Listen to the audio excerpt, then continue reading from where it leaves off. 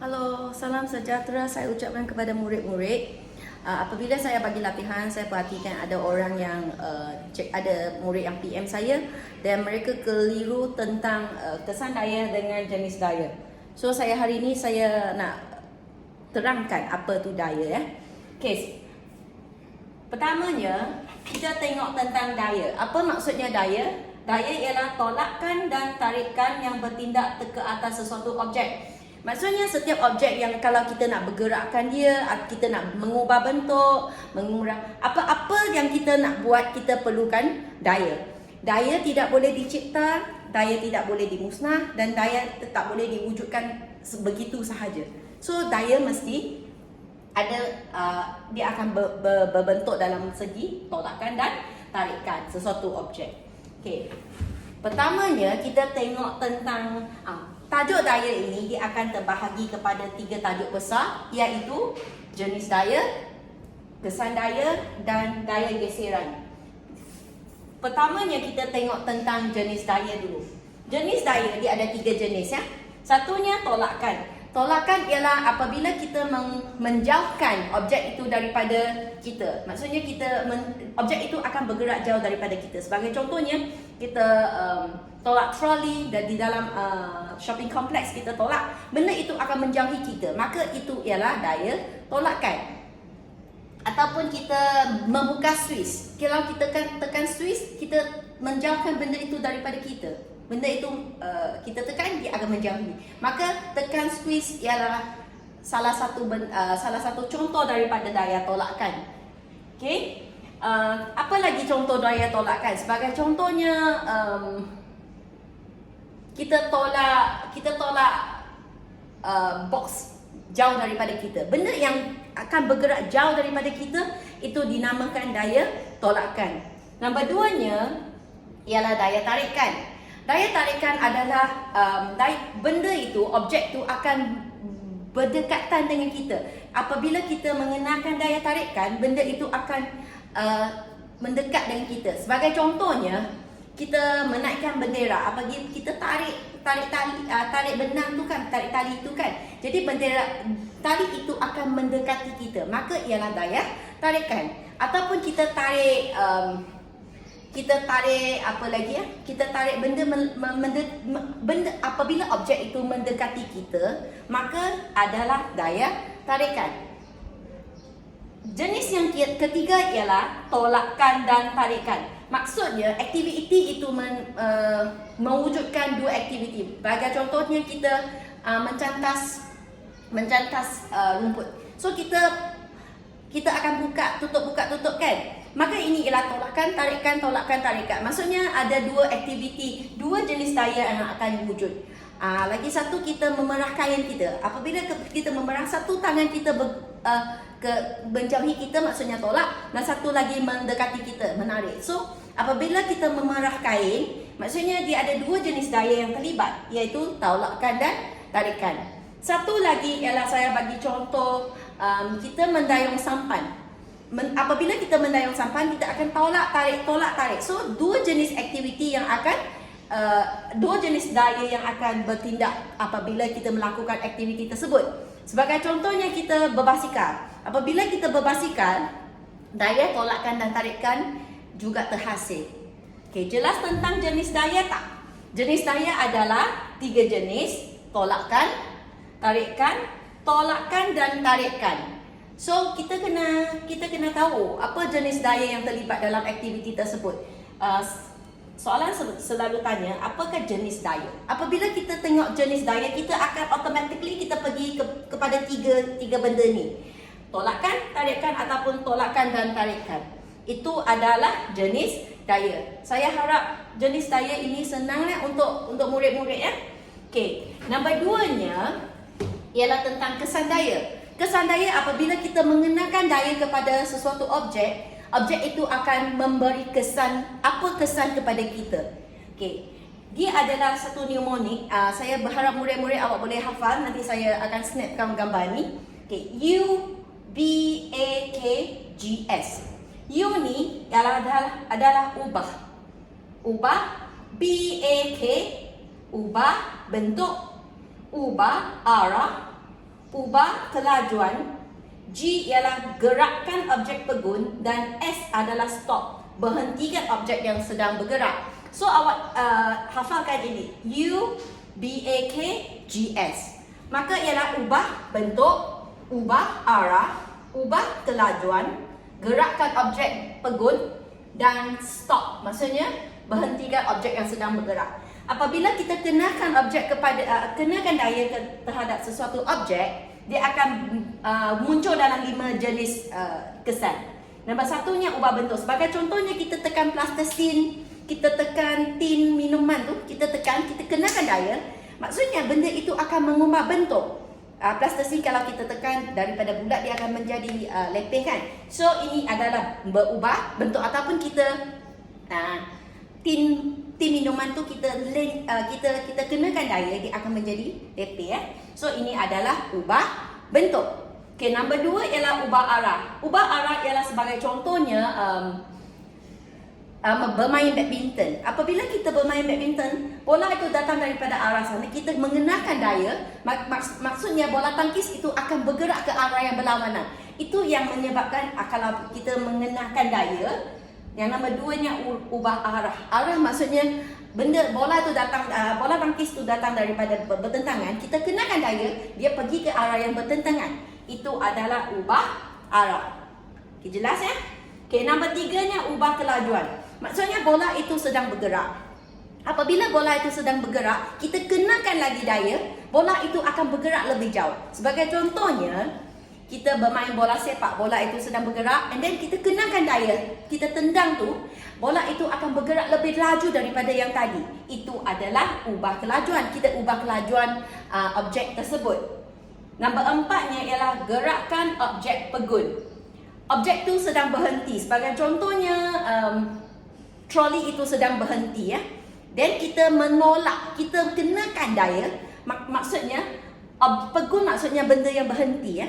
So apabila kita kenakan daya, benda yang berhenti itu akan bergerak ke depan.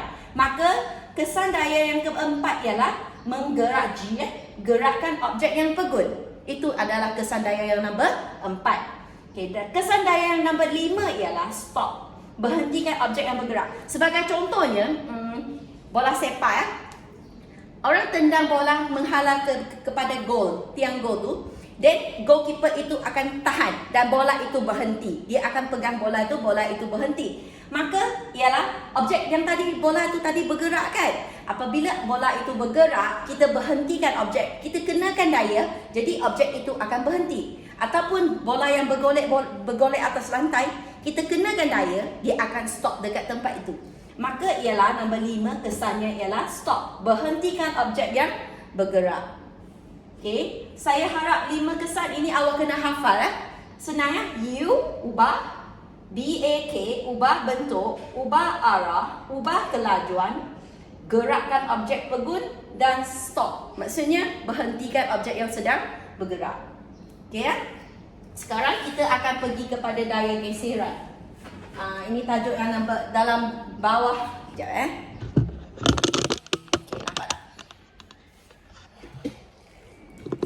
kan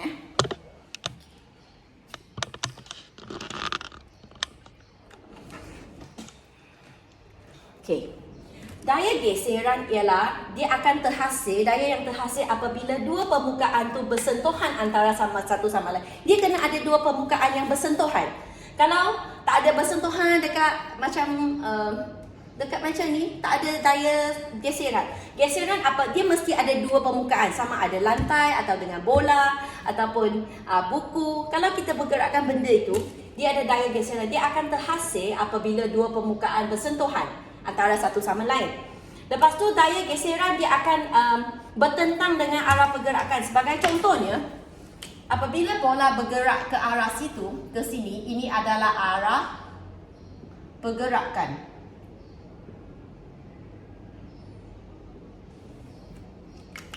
Daya geseran pula dia akan bertentangan, dia akan bergerak ke sana. So ini adalah arah geseran. Dia akan bergerak berarah yang bertentangan. Maksudnya apabila bola kita bergerak ke sana, dan daya geseran akan bergerak ke arah situ. Maka kalau dia bertentangan dengan arah objek ni, arah pergerakan ni, lama-lama objek itu akan menjadi perlahan dan akhirnya dia akan berhenti. Itu adalah sebab ada daya geseran. Okey, daya geseran ingat dia akan berlaku apabila dua permukaan bersentuhan. Kalau tak ada bersentuhan, maksudnya tak ada gaya geseran ya. Lepas tu dia akan bergerak bertentangan. Ingat bola ni bergerak ke sana, arah geseran ke arah sini. Dia akan bertentangan. Bertentangan ni maksudnya nanti dia akan perlahankan pergerakan objek tersebut dan akhirnya dia akan berhenti. Macam bola, kalau kita tak buat apa-apa, kita bergerakkan bola tu, dia akan dia bergerak di atas lantai, lama-lama dia akan stop sendiri, betul tak? Sebab dia ada daya bergeseran yang bertindak ke atas bola tersebut. Okay. Dan daya geseran ni, dia ada dua faktor.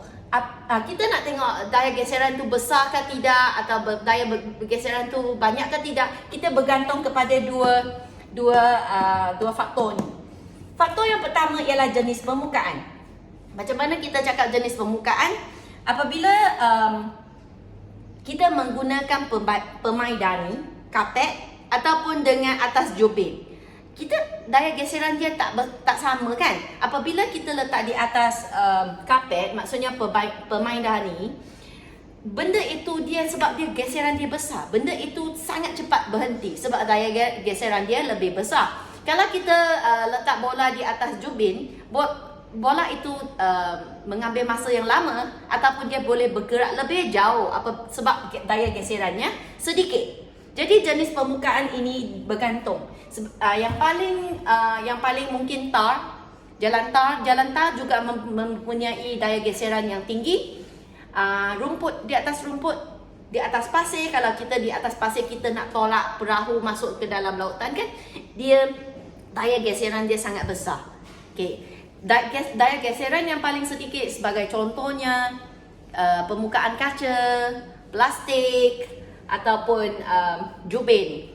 Ini mempunyai daya geseran yang sedikit. So, faktor yang mempengaruhi daya geseran ini, nombor satunya jenis permukaan.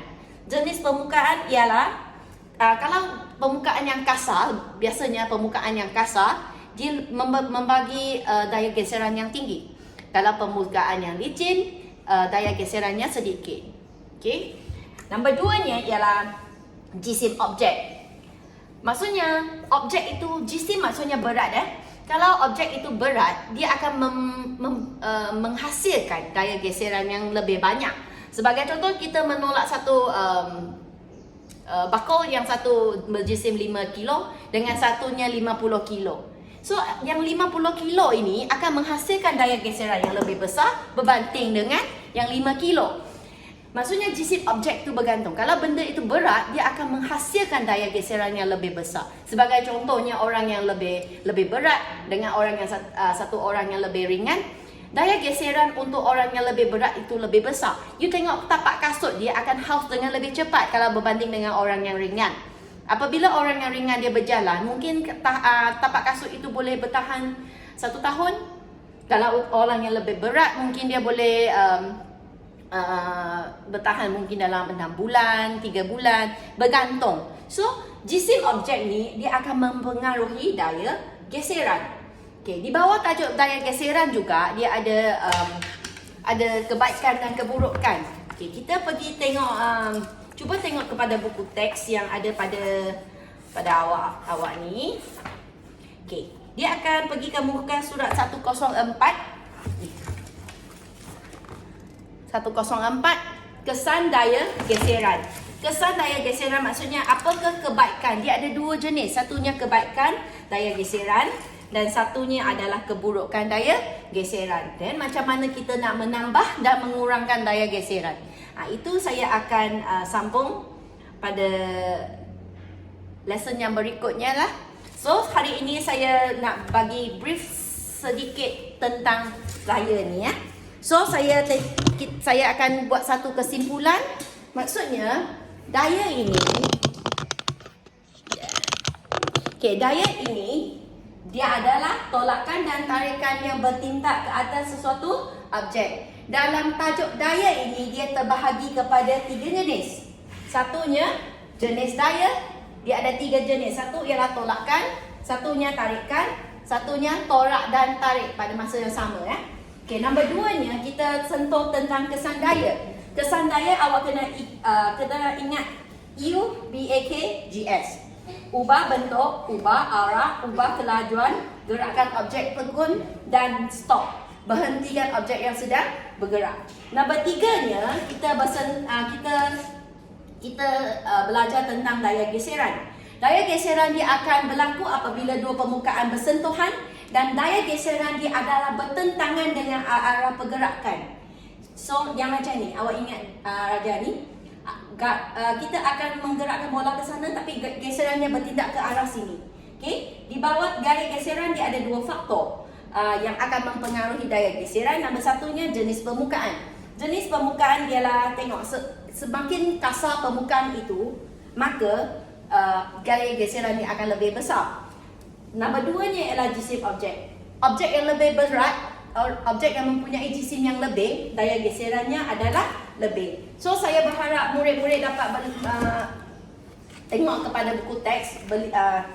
buku teks dulu dan belajar tentang kebaikan dan keburukan daya geseran dan macam mana nak kita mengurangkan ataupun menambah daya geseran. So kita akan sambung. Jangan lupa ya buat kertas 2, buku kerja kertas 2. Nanti kita akan bincang. Terima kasih.